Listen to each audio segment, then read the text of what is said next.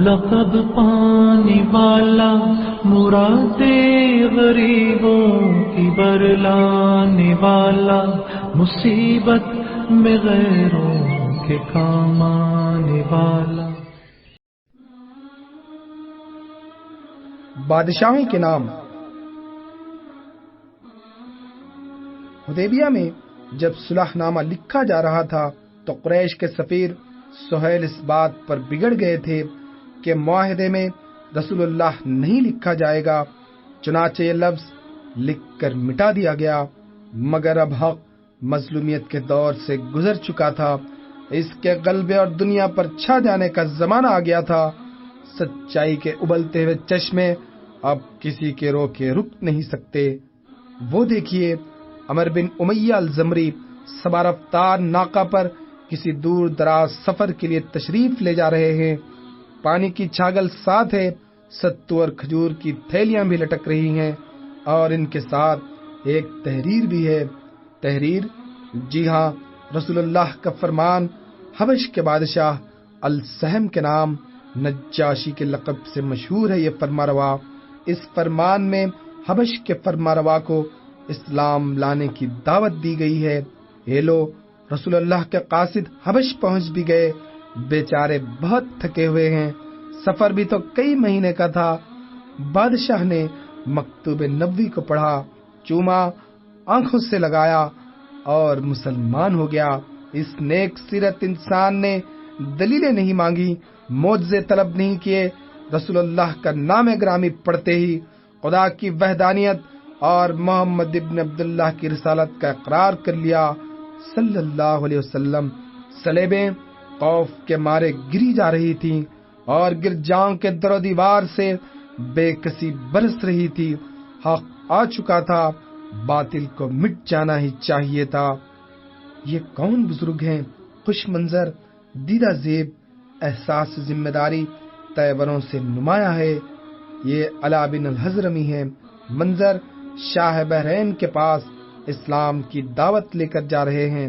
شاہ بحرین کہنے کو تو شہنشاہ فارس کو خراج دیتا ہے، مگر حقیقت میں یہ خود مختار فرمانروا ہے، سچ مچ مالک رقاب امم، اپنے حدود و سلطنت میں سیاہ و سفید کا مالک۔ فرمان نبوی کو پڑھ کر اس کو بھی ایمان کی سعادت حاصل ہو گئی، اور تنہا نہیں، اس کی رعایا کی اکثریت مسلمان ہو گئی۔ ایمان کا آفتاب طلوع ہوا تو اس نے اپنے گرد و بیش کو بھی منور کر دیا۔ مصر و اسکندریہ کے بادشاہ مقوقس اور ایران کے شہنشاہ خسرو پرویز کے پاس بھی قاصد دعوت اسلام اور منشور ہدایت لے کر پہنچے۔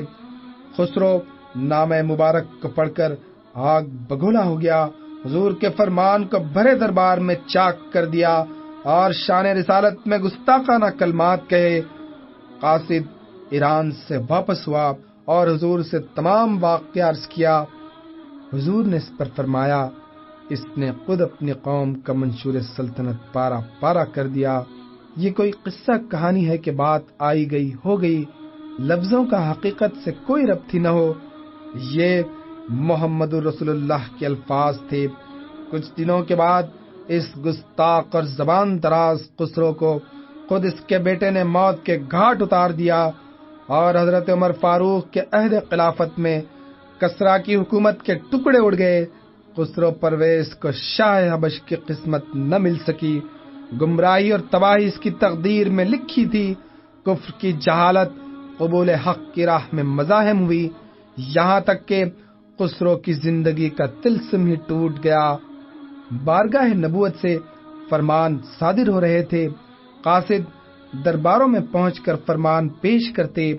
دومت الجندل کے حکمراں، ایک در غسان کے فرمانروا جبلہ اور نجد کے بادشاہ سمامہ، ان کی قسمت کے ستارے کفر و جہالت کے اندھیرے سے نکل چکے تھے، ایمان کی سعادت نصیب ہوئی۔ جو مغرور، عزلی، بدبخت اور حکومت کے نشے میں چور تھے، وہ اس سعادت سے محروم رہے۔ حق کی آواز کان کے پردوں سے ٹکرا کر رہ گئی، دل میں گھر نہ کر سکی۔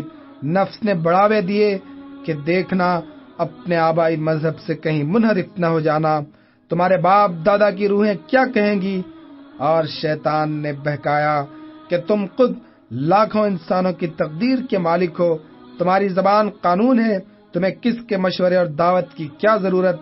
یہ تو ایک طرح کی ذلت اور شکست ہوئی کہ کسی نے خط بھیج دیا اور اس کے سامنے جبین عقیدت کھٹ سے کم ہو گئی۔ نفس کے ان دھوکوں نے حق واضح نہ ہونے دیا۔ اپنی اپنی قسمت اور اپنا اپنا نصیب ہے۔ یہ کون ہے؟ یہ یمن و طائف کے سرحدی علاقے کا حکمراں ہے، نام ہے ذی القلع، اور حمیر کے شاہی خاندان کا چشم چراغ، اس لیے ذی القلع حمیری کے نام سے مشہور ہے۔ اس کا دربار حریر و دیبا کے پردے، ایرانی قالین، ہاتھی دانت کے بنے ہوئے دروازے، سنہری روح پہلی منبت کاری، جڑاؤ اور قیمتی تخت۔ درباری تو بڑے رتبے کے ہوتے ہیں، شاگرد پیشہ، نوکر چاکر اور غلام ایسی بھڑکیلی وردیاں پہنے ہیں کہ دیکھنے والوں کی آنکھیں قیرہ ہوئی جاتی ہیں۔ چاندی کی انگیٹھیوں میں عود و عنبر سلگ رہا ہے۔ ہمارے خداوند نزول اجلال فرمانے والے ہیں، بندے جبین نیاز جھکانے کے لیے تیار ہو جائیں۔ چوبدار نے کڑک کر کہا، اس کی آواز میں کافی روب تھا، جیسے بادل گرج رہا ہے۔ اتنے میں ذی القلع آیا، سر پر تاج جگمگاتا ہوا، یمن کے خوبصورت چھوکرے، اس کی عبا کے دامن سونے کے طباقوں میں اٹھائے ہوئے۔ اس کے آتے ہی تمام درباری سجدے میں گر گئے۔ ذی القلع مسکرایا، اگر وہ ہنس دیتا تو خدا کی شان کے منافی تھا۔ اس کا حکم تھا کہ لوگ اسے خدا کہہ کر مخاطب کریں۔ بادشاہ سلامت، جہاں پناہ، غریب پرور، یہ سب فرسودہ اور ایرانی اصطلاحیں ہیں۔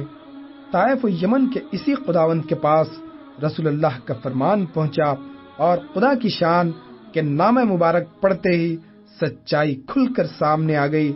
وہ مسلمان ہو گیا، اور اسلام لانے کے بعد خدا ترسی اور ایثار کا اس قدر جذبہ ہوا کہ ایک دن میں 10-20 نہیں 18,000 غلام آزاد کیے۔ مسلمان ہونے کے بعد چند سال بادشاہت میں گزرے، مگر خدا پرستی کی راہ میں ملوکیت کو بھی سنگ گراں پایا۔ راج پاٹ کو لات مار کر اور عیش و آرام کو تج کر مدینہ منورہ میں آ کر اقامت اختیار کر لی۔ ناز و نعمت کا پلا ہوا اور عیش و عشرت کے گہوارے میں جھولا ہوا۔ اب موٹا جھوٹا کھاتا پہنتا اور زیادہ وقت خدا کی عبادت میں گزارتا۔